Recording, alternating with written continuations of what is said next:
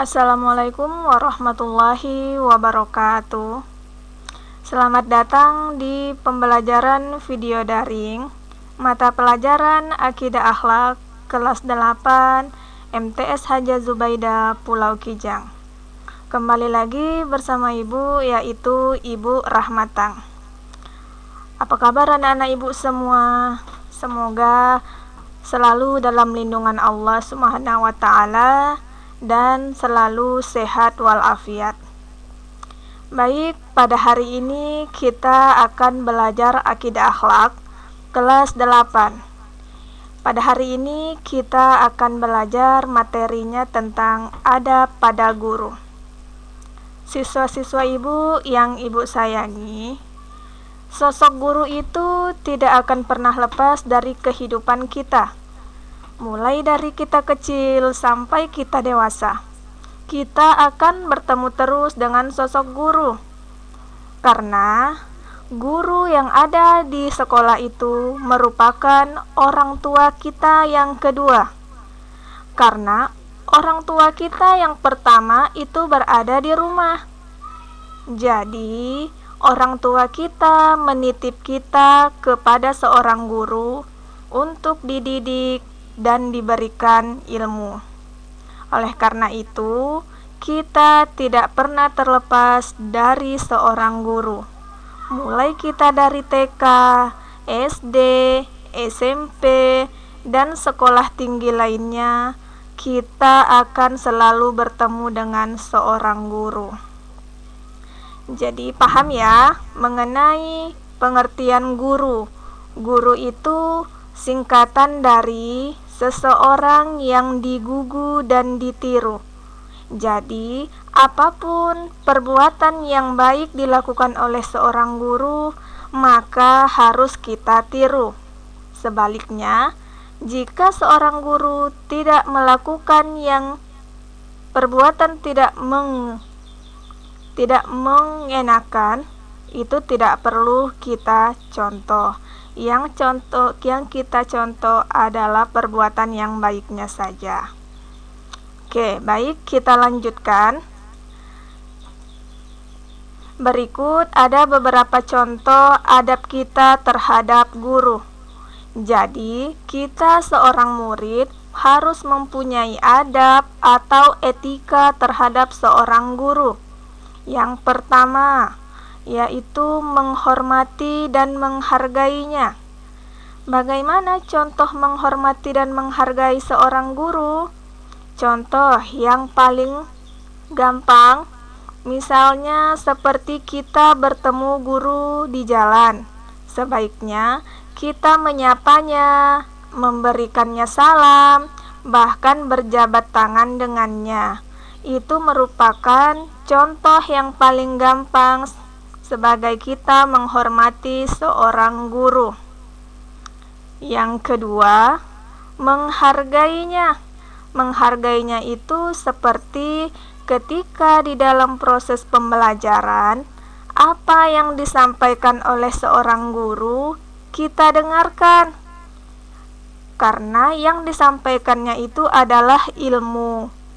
Jadi cara kita menghargai seorang guru itu, ketika guru memberikan materi di depan, kita sebagai murid di belakang hendaknya menyimak dan mendengarkan apa yang disampaikan oleh guru.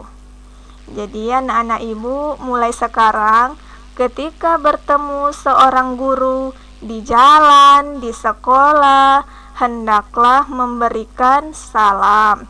Itu salah satu contoh kita menghormati seorang guru. Baik, kita lanjut yang kedua. Tidak mencari-cari kelemahan dan kesalahannya. Oke, baik, yang kedua ini tidak mencari-cari kelemahan itu seperti seorang guru itu kan manusia biasa, sama dengan seperti murid-murid atau siswa-siswa. Pasti juga seorang guru memiliki kesalahan, kelemahan ketika memberikan ilmu kepada siswanya. Itu adalah hal yang biasa. Tetapi seorang murid tidak boleh mengungkit-ungkit atau mencari kelemahan seorang guru tersebut.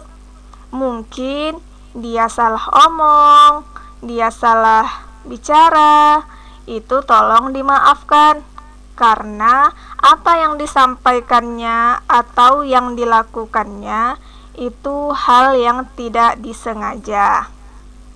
Oke, kita lanjutkan yang ketiga, tidak membicarakannya dengan yang dia tidak senangi, atau istilah lainnya ghibah. Bahkan kita membelanya ketika guru tersebut digibahi oleh orang lain. Ghibah tahu kan? Ghibah itu sama dengan membicarakan orang lain ketika yang dibicarakannya itu tidak ada di depannya. Itu sama dengan ghibah. Jadi kita tidak boleh menceritakan kejelekan seorang guru itu kepada orang lain, karena itu akan menyakiti seorang guru. Walaupun bukan guru, kita juga tidak boleh yang namanya ghibah, karena kita ketahui ghibah itu salah satu perbuatan yang tercela. Jadi artinya ghibah itu sama dengan memakan bangkai saudara temannya sendiri. Oleh karena itu, perbuatan ghibah sangat dilarang. Jadi kita seorang murid janganlah membicarakan kejelekan guru. Walaupun ingin membicarakannya, bicarakanlah dengan perbuatan yang baik-baik atau yang ia senangi, itu boleh. Kita lanjutkan. Yang keempat, mendoakannya dari kejauhan. Semoga diberikan pahala atas ilmu yang sudah ia ajarkan. Oke. Jadi, selain orang tua, kita juga harus mendoakan guru kita. Mulai dari guru TK yang semasa kita yang kecil hingga guru kita yang sekarang. Karena dia telah memberikan banyak ilmu kepada kita. Tanpa adanya beliau, kita tidak akan bisa seperti sekarang. Kesuksesan kita yang sekarang itu berkat guru-guru kita. Jadi alangkah baiknya kita mendoakan beliau. Semoga beliau seorang guru kita selalu dilindungi oleh Allah, dan ilmu yang diberikan kepada kita pun bermanfaat dan berkah untuk kita. Jadi jangan lupa ya, selalu doakan guru-gurunya biar ilmu yang diberikan guru bermanfaat. Kita lanjutkan.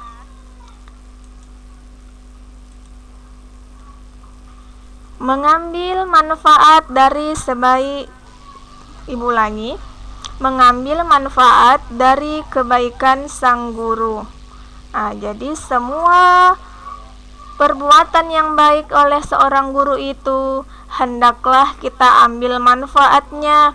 Mungkin seorang gurunya itu rajin datang pagi, terus rajin bersih-bersih, tidak pernah terlambat.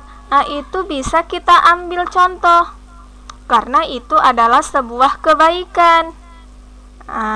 Jadi semua kebaikan yang ada dalam guru boleh kita ambil contoh dan kita terapkan dalam kehidupan sehari-hari. Lanjut. Menjaga adab berbicara saat berbincang dengannya. Mungkin siswa-siswa ibu sering berbicara dengan seorang guru ataupun bapak guru. Jadi, kalau kita berbicara dengan seorang guru, kita harus sopan. Bahasa yang digunakan juga harus sopan.